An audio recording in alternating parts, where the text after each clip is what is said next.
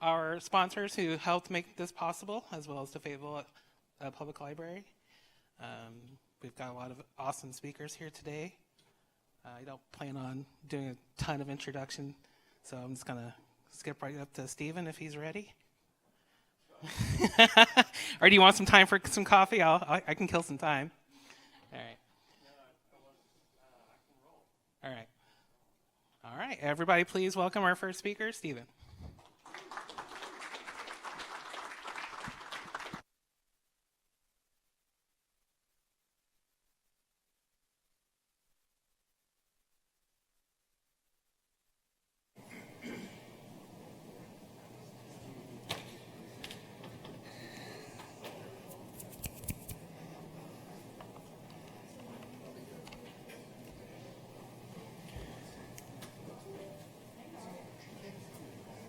Okay, let's see if I can get this all set up and get the mic pointed toward my general face. Here we go.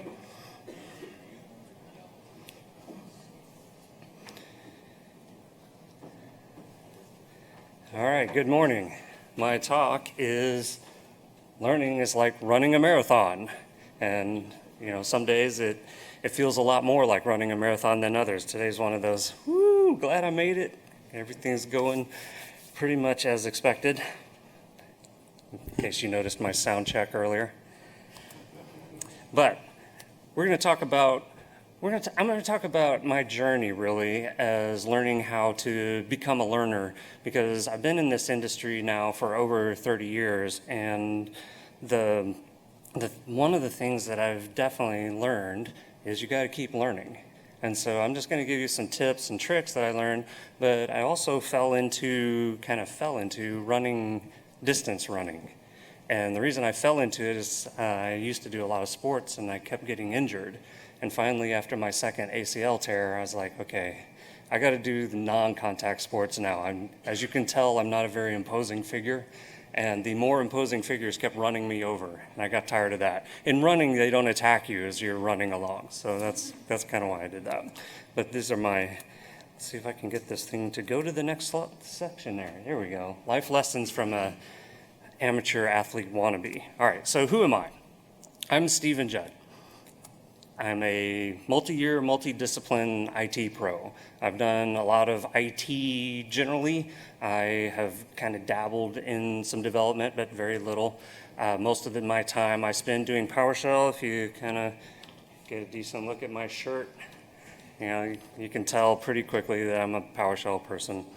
But yes, I'm a PowerShell enthusiast. I love working in PowerShell. I love what it can do for me, and I love helping people figure out what it can do for them. I'm also a dad joke enthusiast. Now, brace yourselves, because if you've been around me at any point in time, you know I tell dad jokes, I tell puns. This particular presentation does not have a lot of them in it. So you're in luck if that's not your thing. You come see some of my other talks, I'm going to blister you with dad jokes. But this one, you should be all right. I'm also a fashion icon. That picture doesn't really show it. Well, okay, maybe not. All right. Now, why does this talk matter to you? I mean, you came, you're spending your time here, and it's like, why does this matter to you? Because you're here to learn about technology. You want to know some stuff. You want to get some stuff that you can take back with you. And typically, I talk about PowerShell or PowerShell-related topics, but I also talk about digital security. I talk about cloud. I do DevOps. Like I said, I've done a lot of talking about a lot of stuff. So why am I talking about learning? And really, the real question that you should be asking is, what will learning about technology do for you? Because that's why you're here, I hope. And what in the world does running have to do with learning technology? Well, I'm so glad you asked, because this would be a very short talk if you didn't ask. All right, point number one, you need commitment.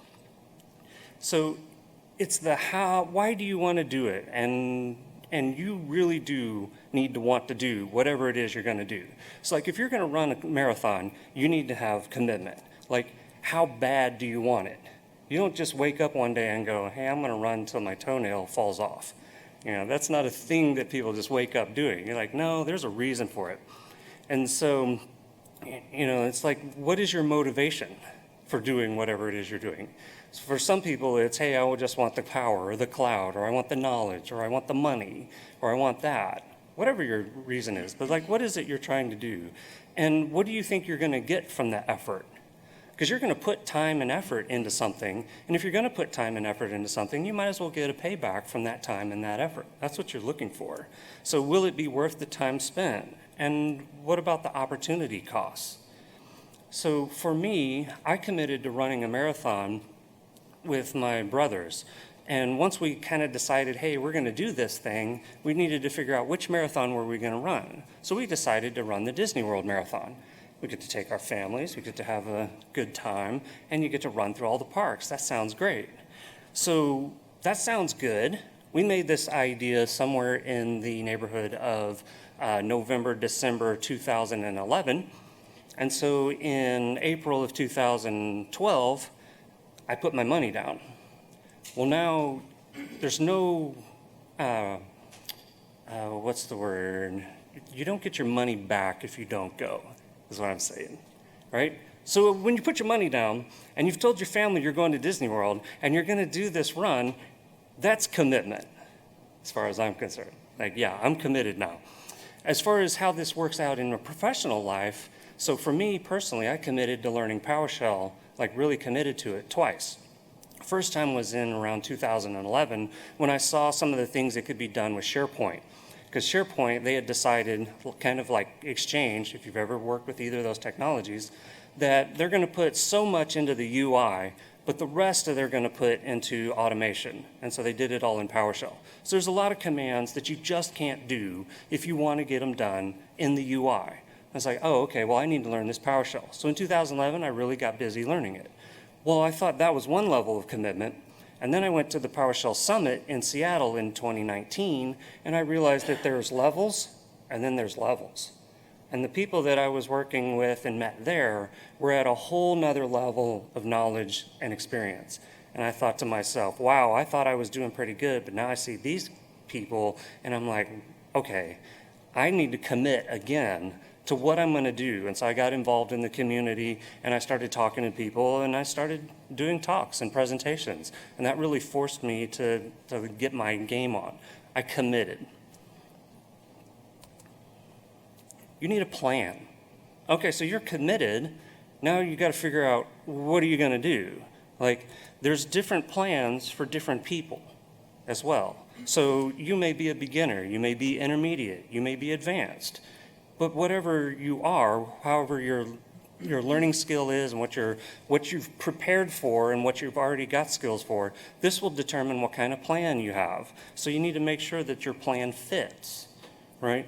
You need to match your plan with both your goals in your life and your life situation. For example, someone with family obligations and limited financial freedom is not going to have the same plan as someone who has plenty of both free time and finances. So you make sure that whatever plan you get fits your situation. And just as important, possibly more important than that, is use a plan that you're going to stick to. You can have a great plan, but if you don't bother to stick to it, that plan isn't doing you any good, okay? So the plan really isn't as important as your willingness to commit to the plan. And then that kind of calls back to the previous point of commitment. And then ask other people who have experience. You know, there are people out there who are willing to help you if you ask for it. So if you're trying to figure out your plan, you may want to find someone who's already done what it is you're trying to do and say, hey, could you help me build a plan? And like if you ask me that for how to learn PowerShell, then I'm going to help you do that, okay? The important information to get from people with experience is you get a plan close to your situation. So you can't just ask random strangers. Well, you can, and they may give you random plan advice. Hey, here's what you should do. But they don't know anything about you. It's better if you ask someone who kind of knows you a little bit or is willing to spend time with you. All right, so next up is you need to prepare. All right, so you got your plan. Do you just jump into the plan? No, I don't say that you do. I say you need to prepare. In other words, do you have the right gear? Well, that makes sense in running because you need clothes, you need shoes, you need bandages. Yes, that's a thing in distance running because abrasion injuries are not fun and you don't want them. But when this comes to technology or whatever it is you're trying to learn, it's do you have a space where you can learn? Do you have the right equipment to learn? Do you have cloud access, or do you have your own computer? Is your computer powerful enough to do the AI modeling that you're wanting to learn from? If not, where can you get one, and how are you going to access it? Those are the kinds of things you need to think about when do you have the right gear as part of preparation for getting started. And then toenail status. I go, okay, what? All right, so one time I went out for a run, and it was just one of my training runs, and I got back home. It wasn't a big deal. I took my shoe off, and what was supposed to be white sock was not white anymore. And I went, well, that's not good. How long's that been going on down there? Well, it turns out when skin gets wet, my feet were sweating, it gets soft, gets a little pliable. And if you find a little edge, like on the toenail next to it, it's just going to kind of work its way through the skin. And then I started bleeding. I didn't even know it while I was running, but I noticed it when I got back. And I was like, oh, shoot. So you need to watch out for those little things. Now, what does this have to do with anything? It's like, oh, gross, toenail story, yuck. But the thing is that at distance, small things become major. And that's what I learned from that. So you can have a small annoyance, just a little thing that bothers you, that's not a big deal in the short term. But when it gets to the long term, that little thing is going to become major on you. So how does that work in your career? In your career, you need to watch out for pain points that seem minor, but once you start putting in more effort, they turn into something major. For example, unreasonable deadlines, excessive on-call, lack of support, lack of direction, lack of career path. You may cross into the territory of, oh, this is starting to cause me pain. It's like if you're on call every night, every other week, it's going to be very hard to do extra study in the evenings when you're trying to learn whatever it is you're wanting to learn so that you don't have to have that on-call job anymore, right? Okay, so you can take these minor annoyances for a while, but I'm telling you to watch out for them because over time they'll turn into something more. You need patience. So if you're going to run a marathon, and sometimes if you're going to learn something hard and something worthwhile, you're going to need patience because marathon preparation takes time. You can't just say, I'm going to run a marathon this weekend. What's today? Thursday. Saturday sounds good. It's probably not a good idea. You might actually be able to do it. There's no way I would try it, okay? And running a marathon takes time. So the best marathon runners in the world take slightly over 2 hours. Now they're trying to break the 2-hour time barrier. They actually call it a 2-hour time barrier. It's very similar to the 4-minute mile. They're getting closer, but they're not there yet. So if you're going to commit and you're going to be the world elite athlete, you still have to run for 2 hours if you're going to finish a marathon. You need patience. Strange one, but it's true. Getting to the location to run a marathon takes time. So if you and 30,000 of your closest friends are going to all meet at the start line of some marathon, you're going to need parking. Then you're going to have to park somewhere, and then you're going to get on a shuttle sometimes, and then you're going to shuttle over to the start area. But the start area isn't the start area because the start area is actually over there, so you got to get to your corral before you get to the start area, before you start even running. Now, if you started all that journey at 3:30 in the morning, like I did at Disney World, and you actually race starts at 5:30, you've got 2 hours to wait. You need to be patient. It's not your time to run yet, but it's coming. So how does that translate into your career? Well, it may not be your time yet to learn the thing you're wanting to learn. You may not have the scenario. You may not have the contacts. You may not have your equipment, right? You just need to be patient while you're getting those. And lastly, waiting for the start of the race takes time. So you're at the race, you're ready to go, you got everything lined up, you've enrolled in your class, you're set, you want to learn, except the class doesn't start until the fall. What you going to do till then?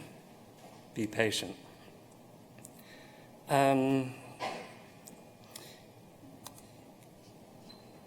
Getting your time takes time sometimes. Now today, we have advanced technology and we've got NFC chips and all this stuff, and we can track people as they're running, right? But it used to be when you finished the race, you had to go over to the tent and wait until you got your times. Now, they still had chips, but they didn't have them automatically, and they didn't have all the online stuff. Hey, welcome to technology. Everything is improved, so it's great now.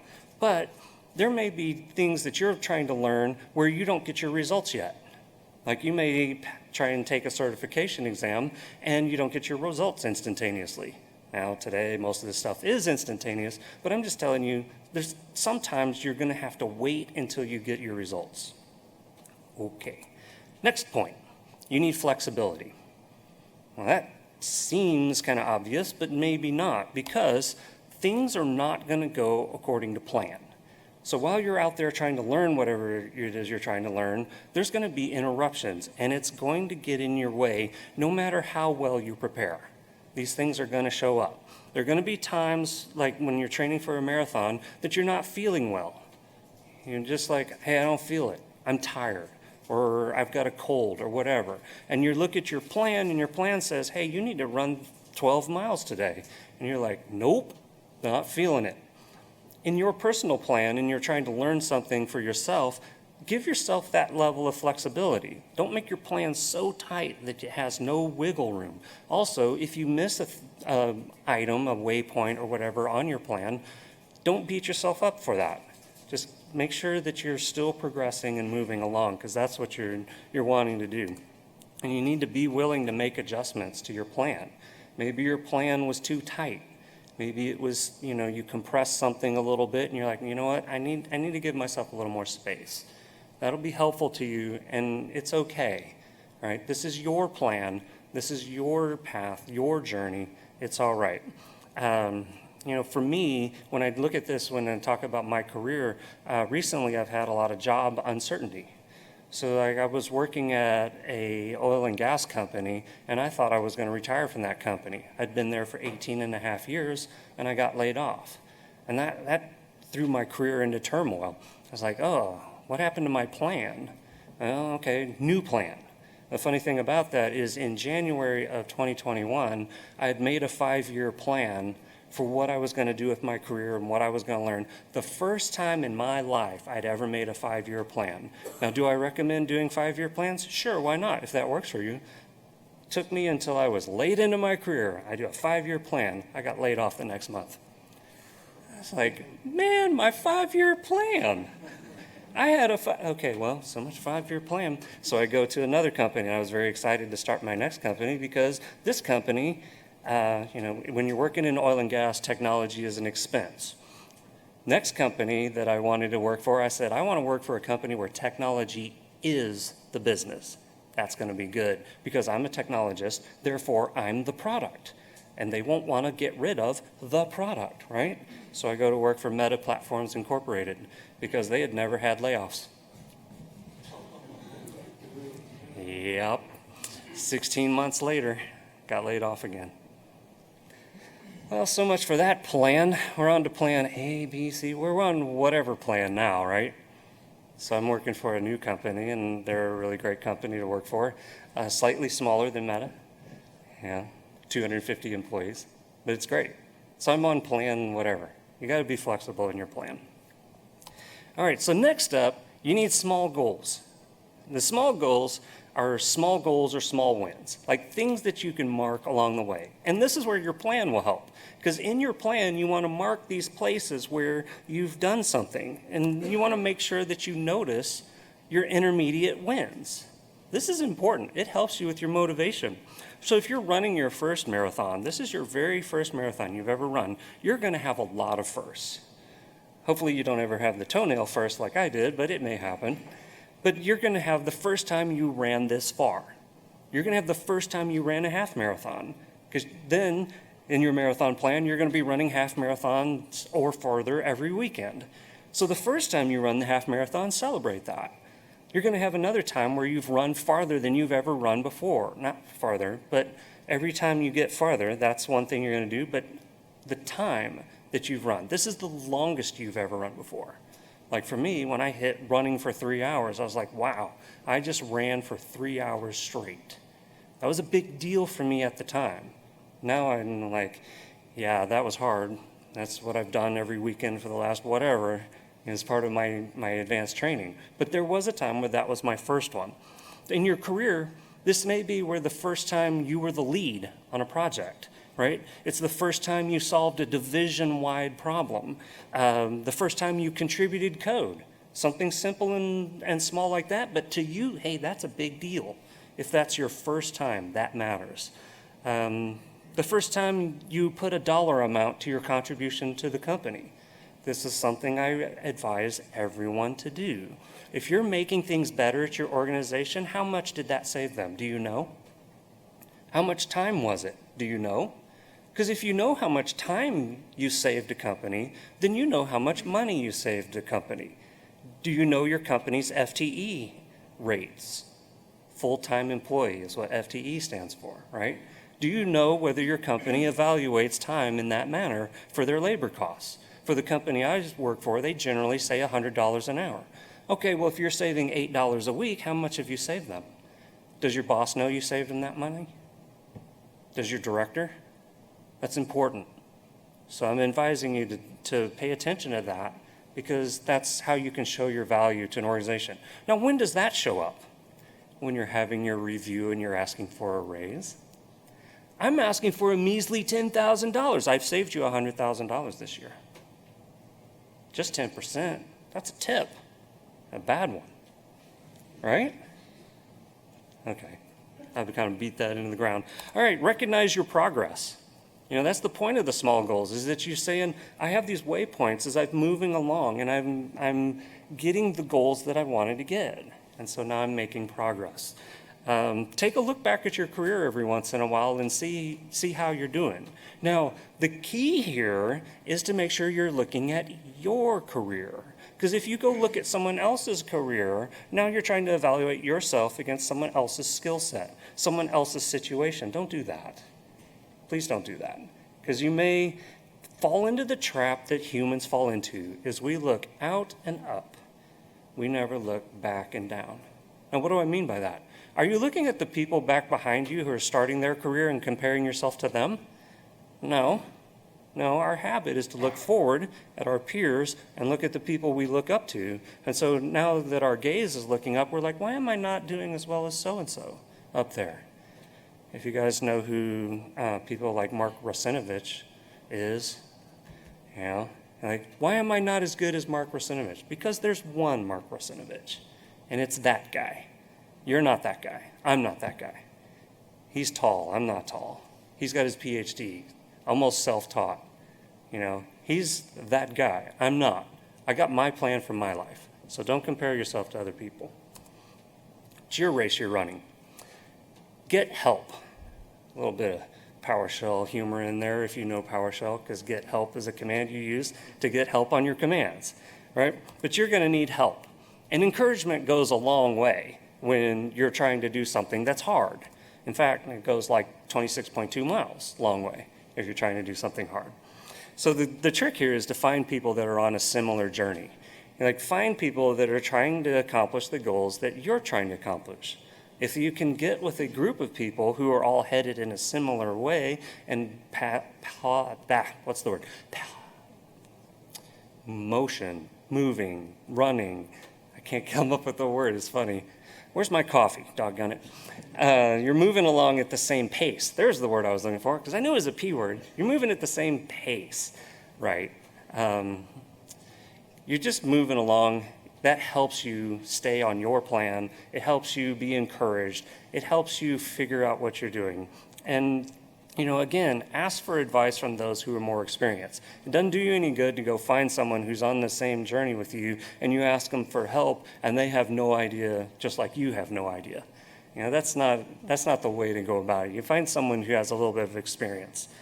User groups and conferences are a great place to go to find people that are on the same journey as you. I mean, this room is perfect. You can talk to people and you can ask and say, hey, what are you learning? I'm trying to learn this. Is this something that you know, or are you interested in joining me on this journey? Right? That's a great way to do it. And make the most of those opportunities. Like when I ran my first marathon, I told you I ran the Disney World and I planned it with my brothers. Well, it turned out one of my brothers had a health issue and the other one had a family issue, and they both had to drop out. Remember the commitment part? I paid my money.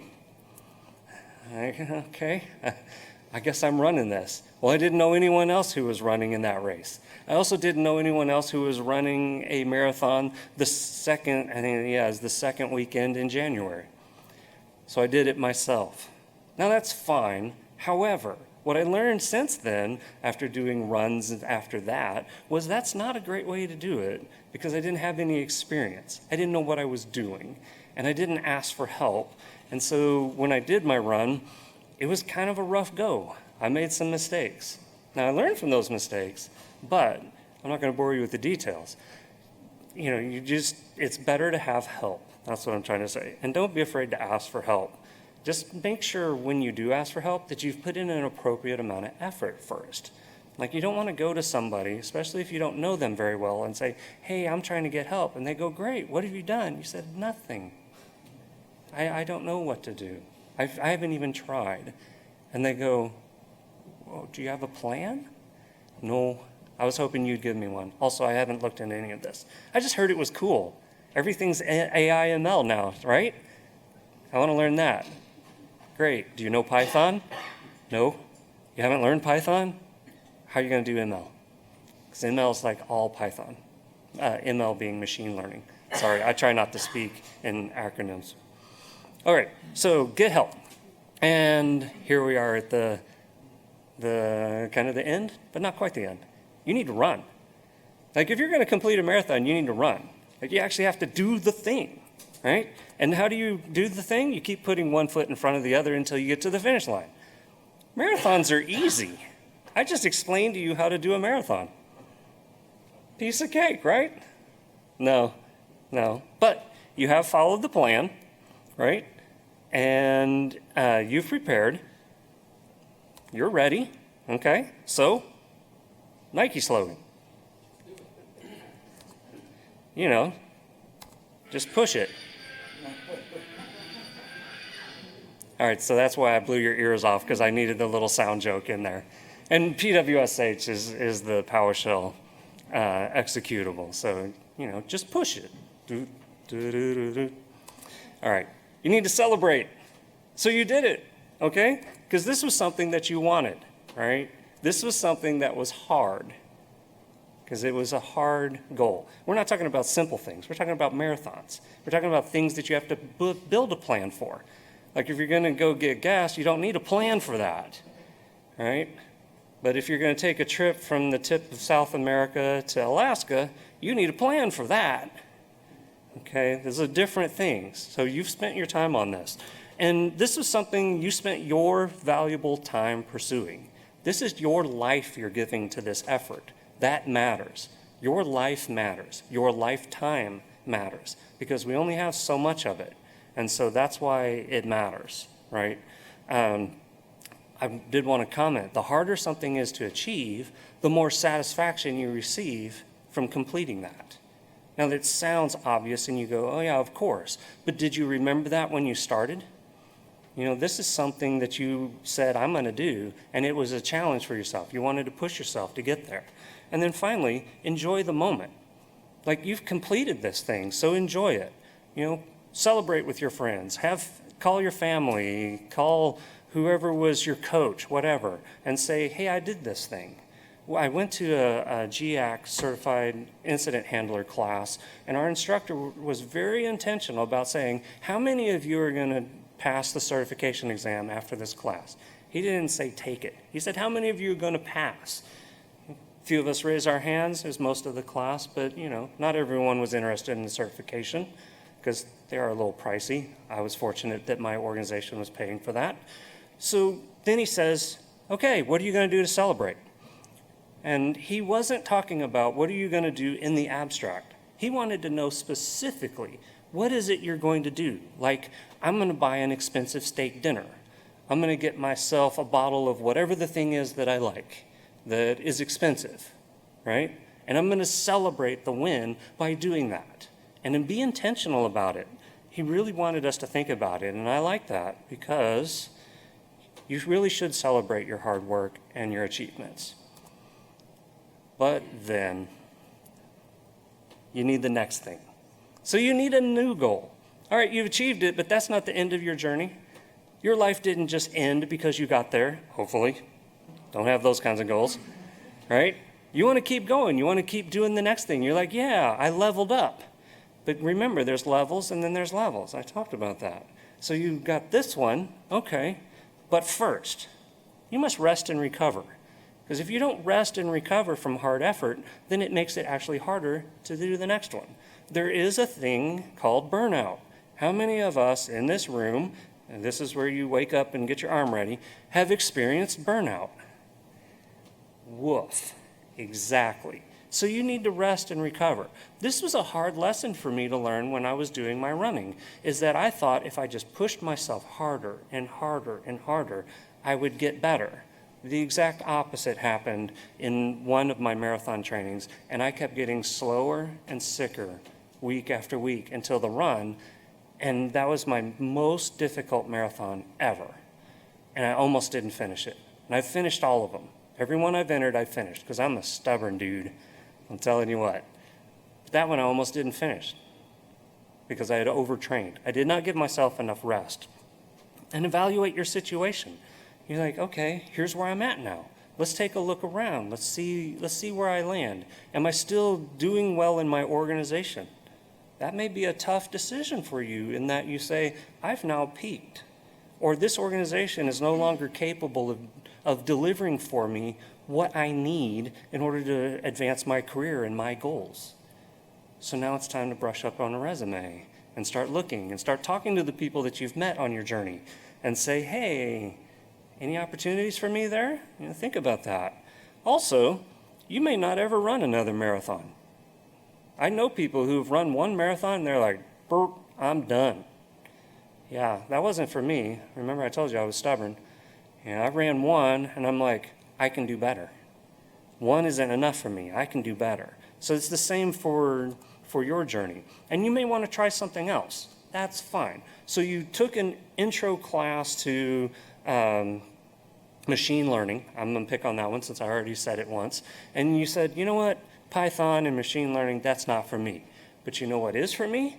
Big data. Huge data structures. Graph databases. These are interesting to me. I want to go learn that now. That's okay.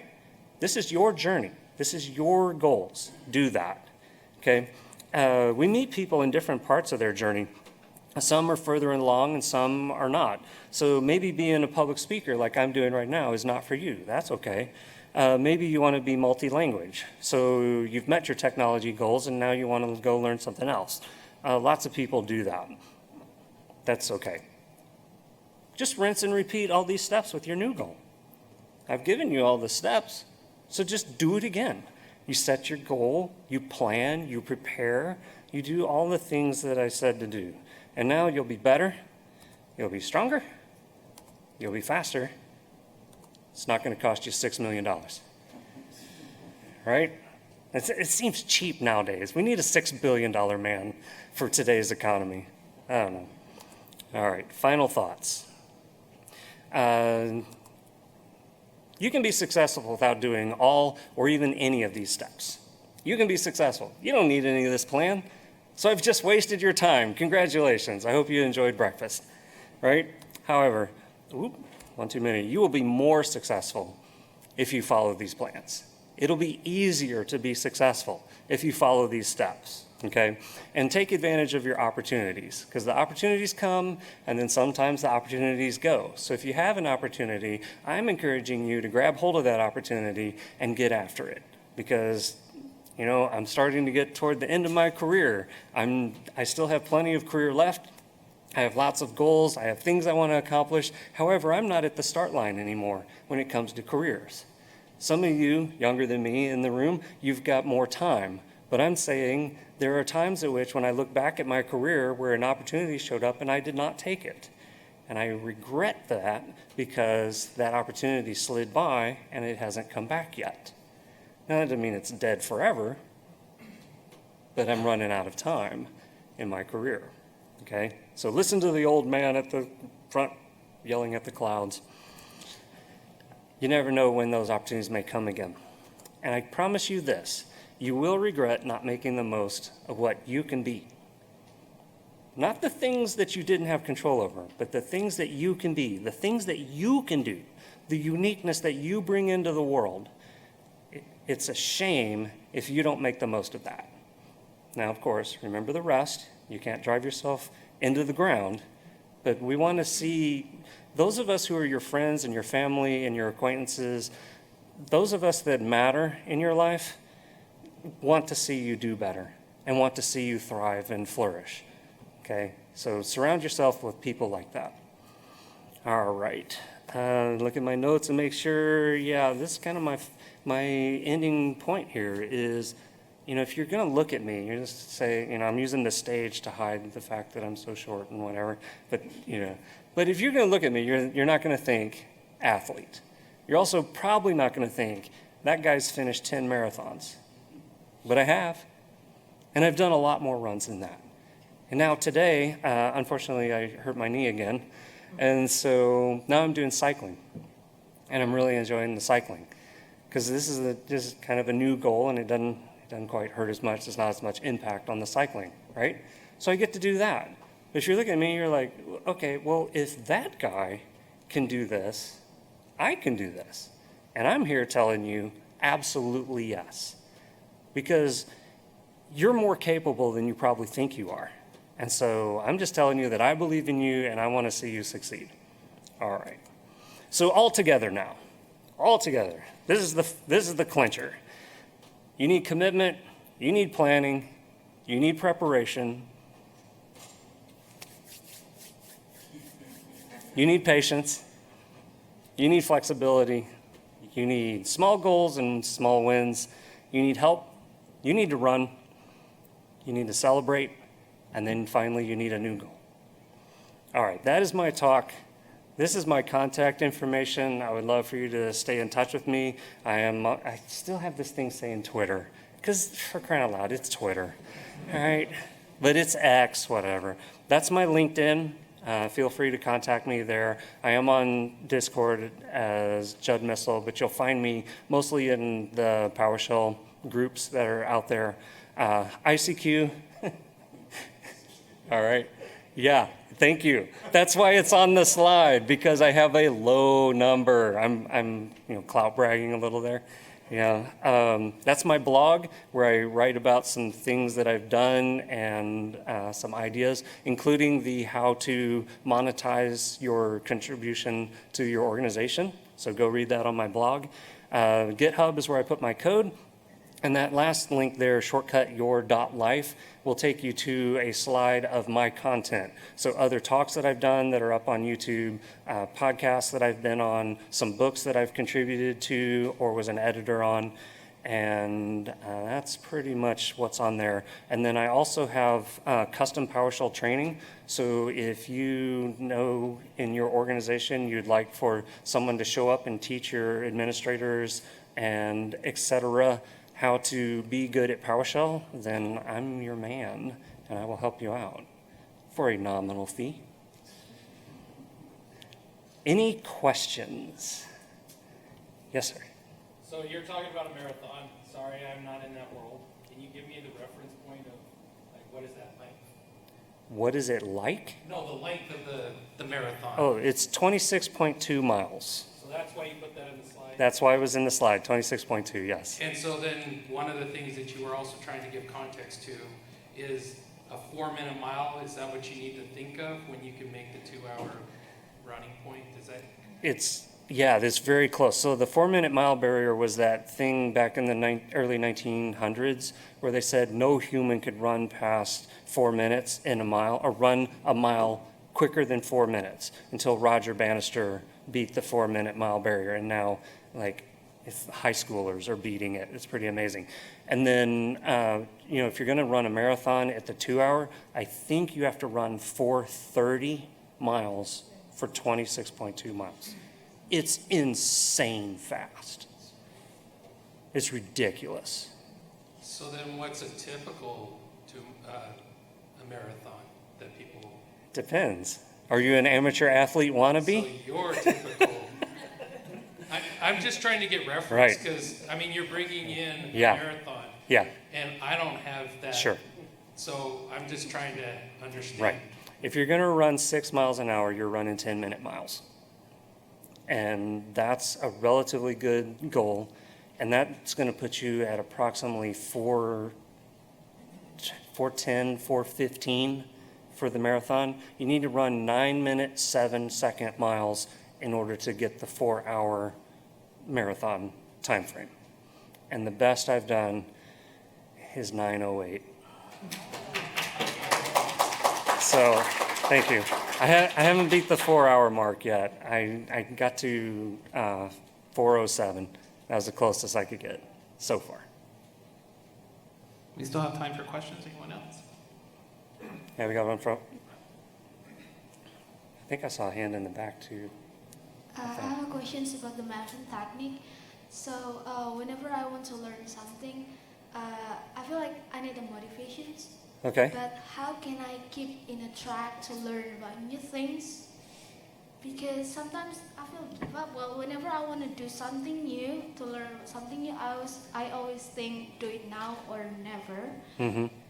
But sometimes I also feel that my priority is different, like keep on changing based on the time and situations. So how can I keep on productive in learning the things that I want to learn? Okay. Because my focus is like changing based on the time and the situations. Right. Thank you. That's a good question, and I've felt this before in my career, and I feel it now too. It's like there's so many things I'm interested in. How do I focus? And for me, it's easier if I have a very specific goal. So like the goal of the marathon is to run 26.2, but you don't just go run it on a weekend and call it a thing. Like you want the bling that they hand you at the end of a marathon. So that means you need to pay money and sign up for a marathon. Now, that's my marathon example. In learning, it may be that what helps me be motivated is using certifications, either the online ones or the ones you have to pay for, signing up for a class, getting someone else who's also interested in whatever it is that you're interested in learning and doing it with them, because then you kind of hold each other accountable. Hey, have you done the assignments? Where are you doing those? And then I'm going to go back to the thing in the slide is, did you have a plan? You know, have you actually written down your plan? Like you may have a plan in your head, but if it's a nebulous plan, it's not really a material plan. So I would encourage you to write it down and kind of look at it, because other people are out there doing similar things, and there are people who will say, well, here's what you should learn first, and then learn this, and then learn this. Okay, that's great. That's a plan structure that you can look at and go, do I want to do that, or do I want to do something slightly different? And evaluate different plans. Remember when I said there's a beginner, an intermediate, and advanced plan? Like I can't run an advanced plan for a marathon. That's not a thing I can do, because those are younger athletes who recover faster than I do. I need more time to recover. That's just the nature of aging. I can't get around that. Also, I've discovered, much to my chagrin, it's harder to learn things as you age, because you have all this history that you still have. Like, for example, I still know how to fix the colors in Windows 3.1 without using a mouse. Awesome. I put that on my resume. I don't. Right? But I still have that knowledge because I did it so often when I was starting my career and I was on phone support, because people were clever, right? We rolled out Windows 3.1 into the bank I was working at the time, and they were used to bright text, black background. What is Windows? Bright background, dark text. So they go into the color in control panel and they go, hey, you can switch the color and the background in there. So I'm going to set the text to white, or excuse me, black. So that the text is black. So I'm going to set the background to black and hit apply. Now they can't read anything, because they hit apply before they set the other one and then hit apply or OK, right? So then they call, hey, I can't read any of the text. And I'm like, again? Here's what you do. And I remember the keystrokes. doesn't do me any good, right? We have a Does that question over help? here. Yeah. Hey, thank you. Great talk. Curious, could you speak a bit about what you might recommend for business leaders in terms of how they might develop a culture to foster this continual growth and development of the developers? Okay, that's a good question. Having not been assigned the leadership role for that yet, however, have been team lead, you have to spend time with your people and say things like, it's easier for me to sell to my bosses because you have, as a leader, you have bosses as well. Everybody always has bosses. That's one of the things that might be a myth that people think is like, when I get to the top, I don't have bosses anymore. Like, really? You never heard of a board of directors? How about investors? You think those people don't have power over you? Absolutely they do. So what your job as a leader is to convince your people that it's easier for you to sell them to upper people if they will do these things for you.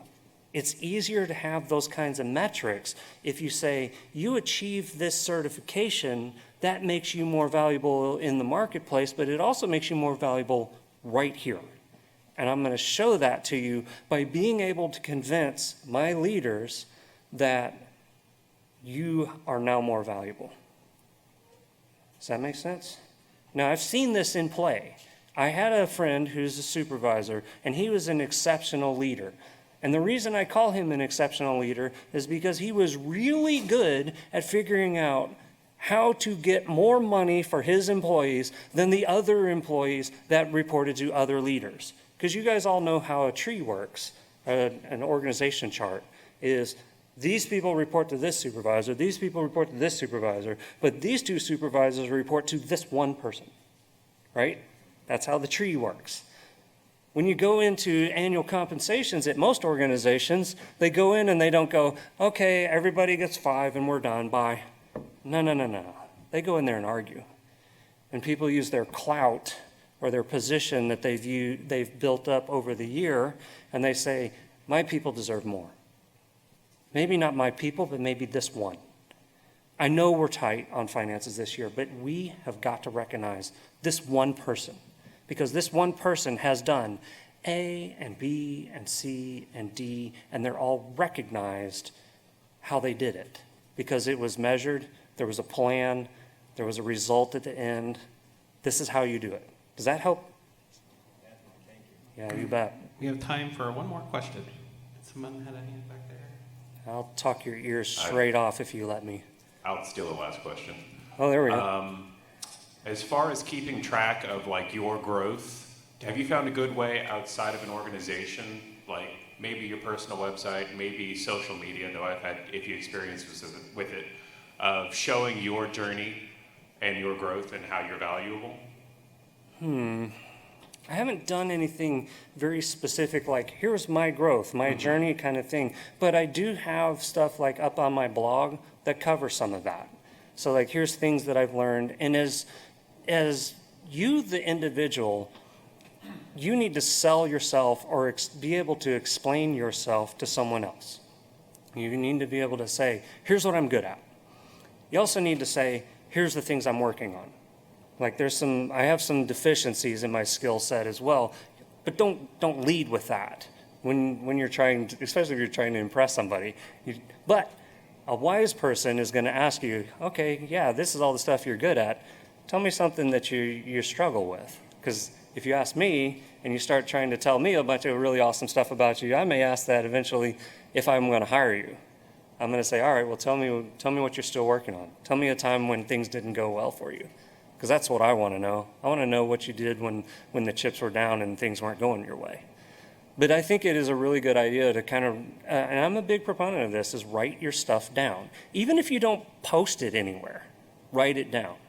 Because the act of physical interaction with something else where you're using, this is actually a learning technique, is the more senses you involve, the stronger the experience is. Like how many of us remember a time where you got to feel something, you heard something, you smelled something, and you tasted something? Usually that's a meal. But you can remember when you had a really good meal. because you had more of your senses involved. It makes a much stronger connection in our brain. That's why I personally struggle with Kindles when I'm reading, because everything happens inside a square that never changes. So it's hard for me to remember. That's why I brought paper back up. I mean, I'm one of those guys. I've been working with technology to know that it ain't going to go the way you think it's going to go. That's just tricks that I use. Is that? Nope. All right. Thank you all very much. I appreciate you.